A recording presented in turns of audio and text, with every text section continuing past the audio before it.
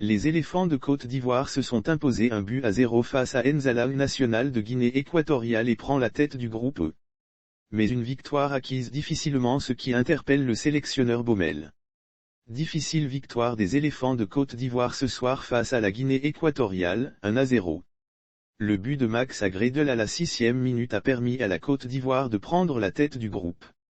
Un but hommage à son père, qui a été inhumé le 8 janvier dernier en son absence.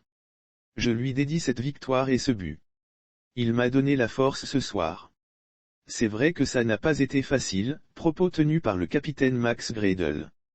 Une première mi-temps relativement satisfaisante avait pourtant suscité de l'espoir et de la quiétude. Mais très tôt la frustration a été au rendez-vous. Des occasions non concrétisées, plusieurs occasions de but ont été ratées par les éléphants. Avec un coup de tête à la surface de réparation, Sangaré n'aura pas suffisamment du cran pour remuer les filets. Pareil pour Nicolas Pepe et Wilfried Zaha, quand bien même, leur entrée a changé le jeu.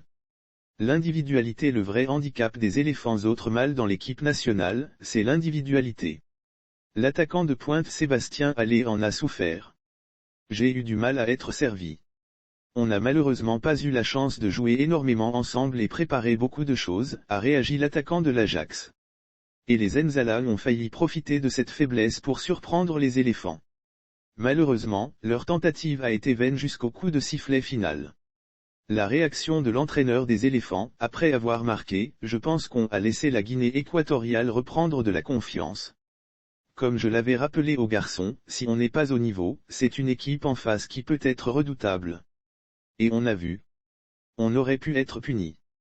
Si on ensemble on aura assez de chances pour gagner, on aurait aussi marqué des buts, donc je pense qu'1-0 est un résultat logique.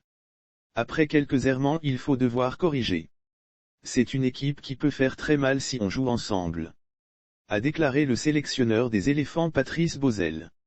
Lire sur le même sujet qu'en 2022 Côte d'Ivoire vs Guinée équatoriale, Gboo écarté par la FIFA, Patrice Baumel réagit grâce à cette victoire, les éléphants sont placés à la tête du groupe avec 3 points, suivis des Phoenix, Sierra Leone et la Guinée équatoriale. Leur prochain aura lieu le 16 juin prochain contre la Sierra Leone.